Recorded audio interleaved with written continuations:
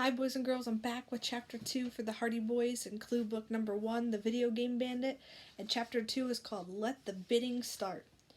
Would you like to try a coconut shrimp? Joe held the silver tray high in the air. A woman with stiff, white hair picked up the shrimp and put it on her plate. On stage, the fashion show was in full swing. Sissy Sermino stood on the stage and did a twirl. She wore a pink dress with a wide-brimmed white hat. "Thank you so much, Sissy," Mrs. Freeman announced. She stood at the edge of the stage, reading from a stack of note cards. Again, her outfit was from Lulu's Corner. Just then, their gym teacher, Mrs. Kingsman, walked across the stage in a green plaid suit.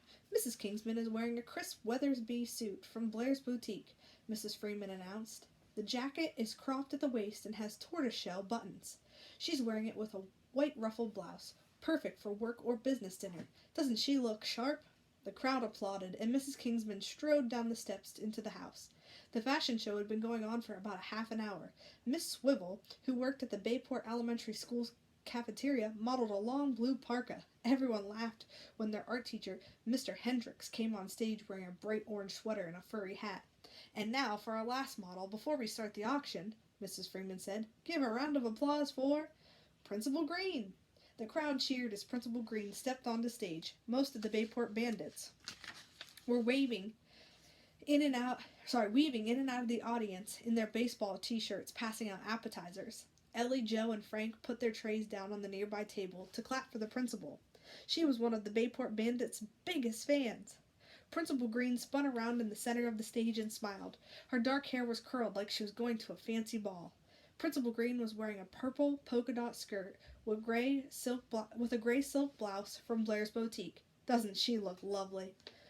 Principal Green waved to the bandits before she headed off stage, and the audience watched. Frank and Joe walked through the crowd, picking up the crumpled napkins and empty plates everywhere. Ellie passed out the tray of tiny hot dogs, giving a few extra to Sherlock. The puppy was wandering around the lawn, and the bandit's bandana tied around his neck. Every now and then he'd stop to beg for food or tear apart one of the paper plates that had fallen on the ground. There's Sherlock getting some hot dogs. Phil pressed a few buttons on the sound system, and the music filled the air. There were a ton of people in Ellie's backyard. Some were sitting at tables, eating the last of their food. Others sipped their drinks and talked about the fashion show. Everyone seemed excited that they could find the outfits in local stores. Ellie found Joe as he was giving away the last of his shrimp. "Can you believe it?" she asked. "The party is a total success so far." "Everyone seems really happy to be here," Joe agreed. "I just heard a group by the pool talking about the auction. One man wants to bid on the Z-Cross 5000 for his grandson. He doesn't care how much it costs," Ellie added with a huge smile. "Get your paddles ready," Joe said, pretending he was the announcer. "The bidding starts in 5 minutes."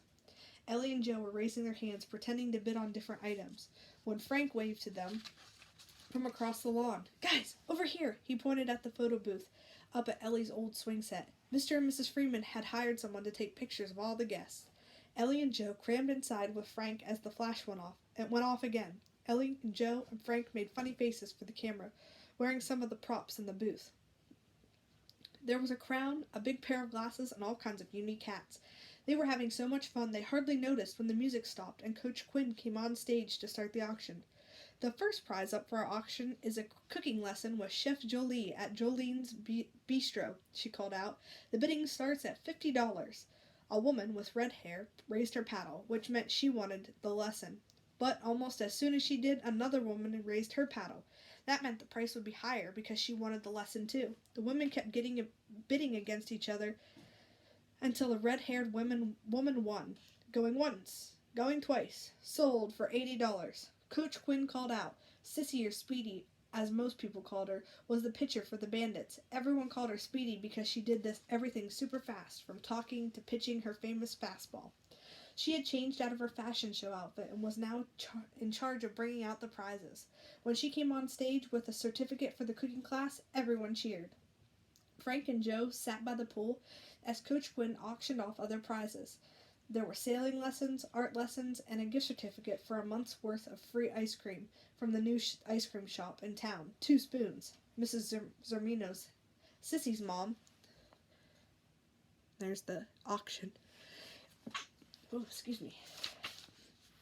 ended up bidding on a spa weekend. Mr. Carson, the woodshop teacher, had donated a hand-carved chair that went for a lot of money. "Sold to the man in the gray hat," Coach Quinn called out. Sissy moved the wooden chair to the right of the stage and put a red tag on it that said "Sold." Then she disappeared inside, looking for the next prize. Coach Quinn smiled at the audience. "Thank you so much for your support today. You've all been so generous with this auction. Now I'd like to announce the last prize up for bidding. Everyone in town has been talking about the Z-Cross 5000, the new gaming system from Mega Kids, but not many people have been playing it. The gaming system has been sold out for over a month, and it's hard to find. Today we're putting one up for auction thanks to Mr. Fun from Fun World." The crowd clapped. A few boys in the front row stuck their fingers in their mouths and whistled loudly. "Yeah, the Z-Cross 5000 rocks," one yelled.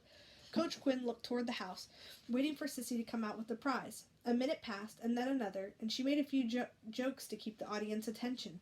But that only worked for so long. "Sissy," Coach Quinn said at the microphone, "are you there?